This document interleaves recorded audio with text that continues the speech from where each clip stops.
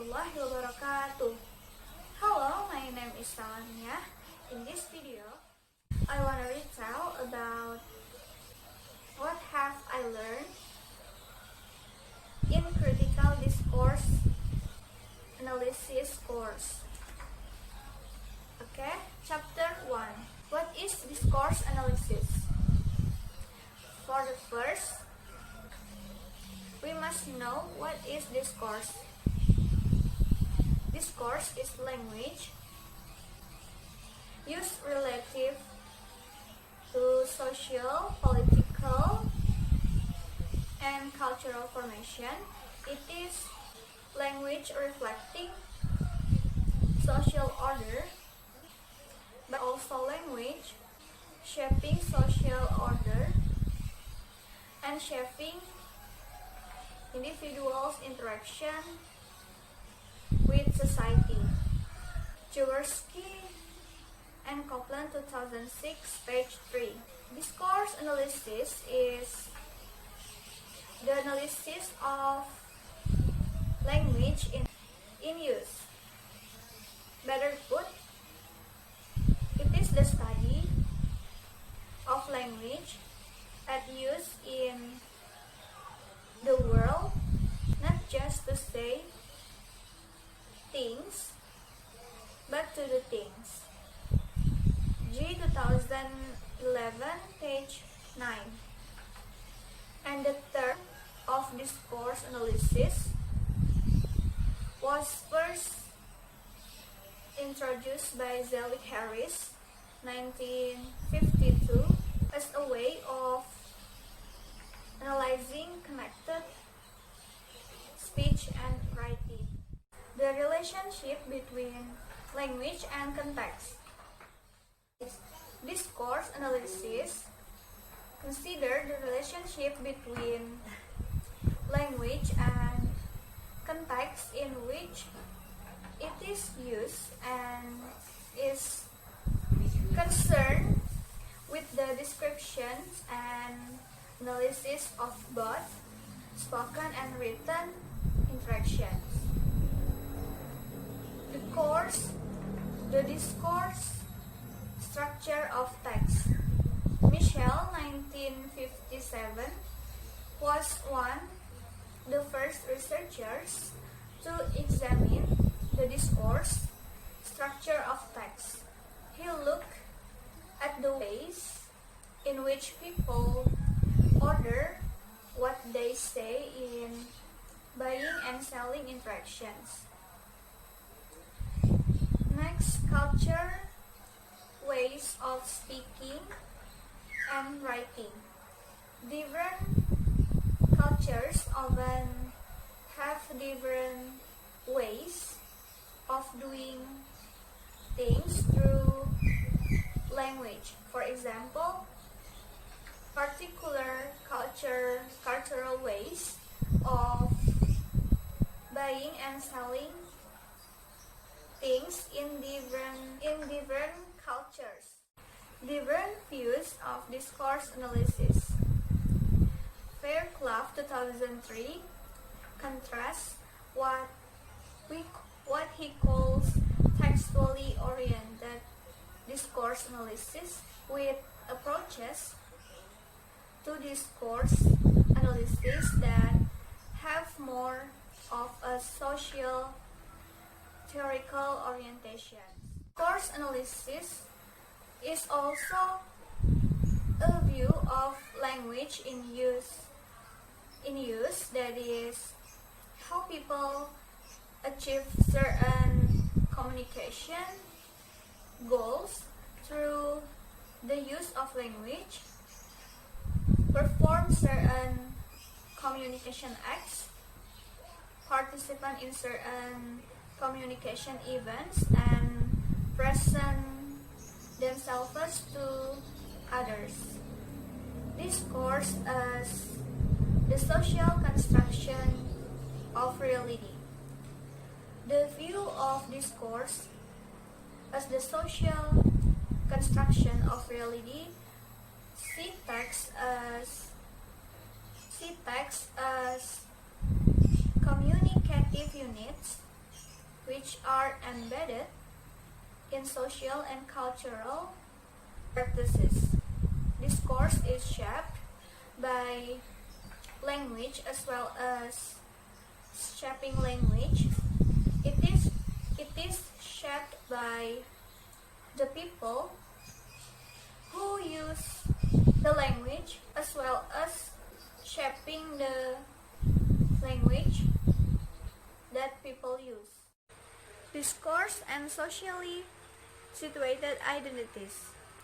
G 2011 argues the ways we make visible and recognizable who we are and what we are doing always involves more than just language. It involves acting, interacting, and thinking in certain ways. It also involves valuing and talking or reading and writing in appropriate ways with appropriate proofs at appropriate times and in appropriate places. Discourse and performance. The notion of performatively derives from speech act theory and the work of the linguistic philosopher Austin.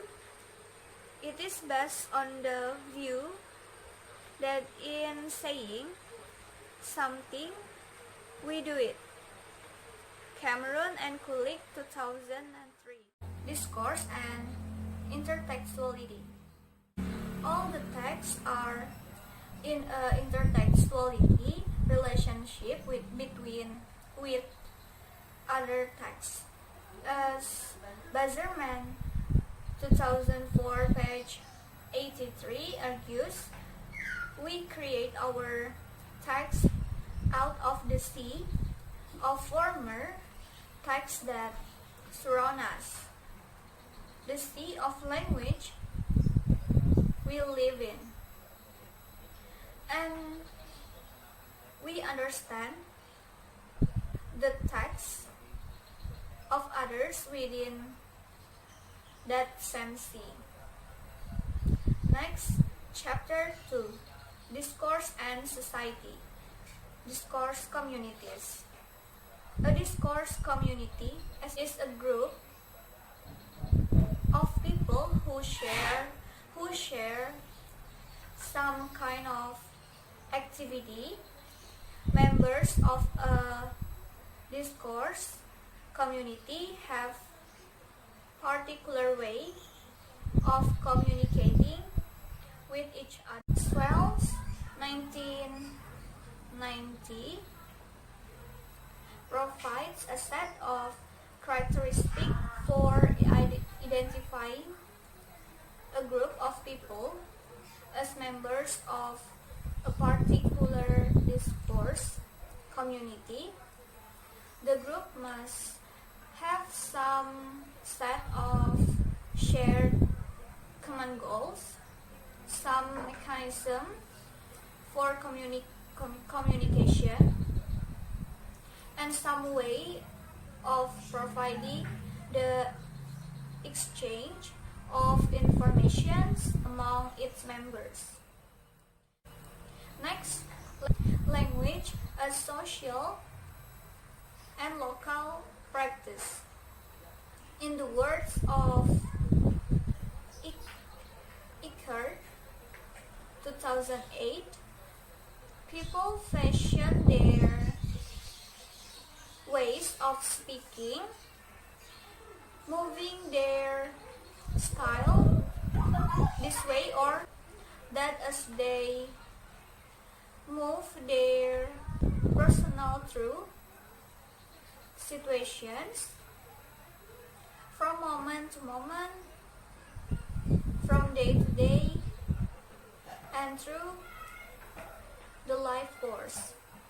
In this process, she argues people don't simply use social meaning, they both produce and reproduce it. Discourse and gender. As Holmes 1997 observes, gender is only one part of a person's social identities, and it is an aspect which will be more or less salient in different contexts.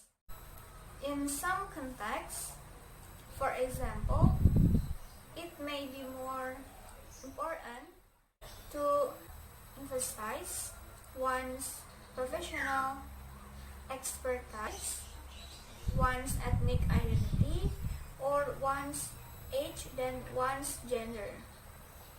Next, discourse identity. A person may have a number of identities, each of which is more important at different points in time. The way in which people display their identities includes the way they use language and the way they interact with people. Next, identity and casual conversation. Agents and Slate argue that people don't engage in casual conversation just to kill time, but rather to negotiate social identities as well as the negotiate, clarify, and extend interpersonal relations. Casual conversations do a number of things which are crucial to discussion of language and identity. Identity and written academic discourse. Identity is an issue in written discourse as it is in spoken discourse. This is particularly the case in student academic writing. Heinlein 2002 discussed the view that is often presented to students that academic writing is faceless impersonal discourse. The discourse and ideology. The value and ideologies which underlie text tend to be hidden rather than overly stated.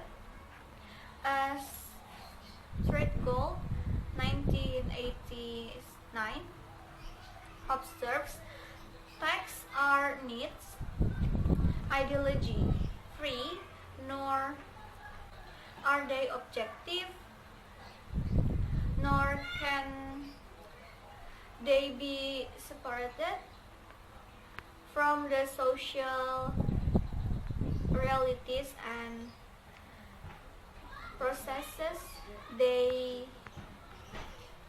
contribute to maintaining. Chapter 3. Discourse and Pragmatics. What is pragmatics? Pragmatics is the study of meaning in relation to the context in which a person is speaking or writing. This includes social, situational, and textual context. Next, language, context, and discourse. As Thomas 95, page 22, explains meaning is not something that is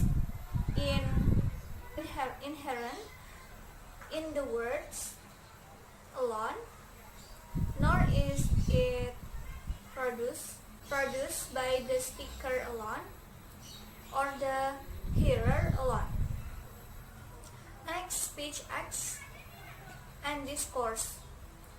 Austin and Searle argued that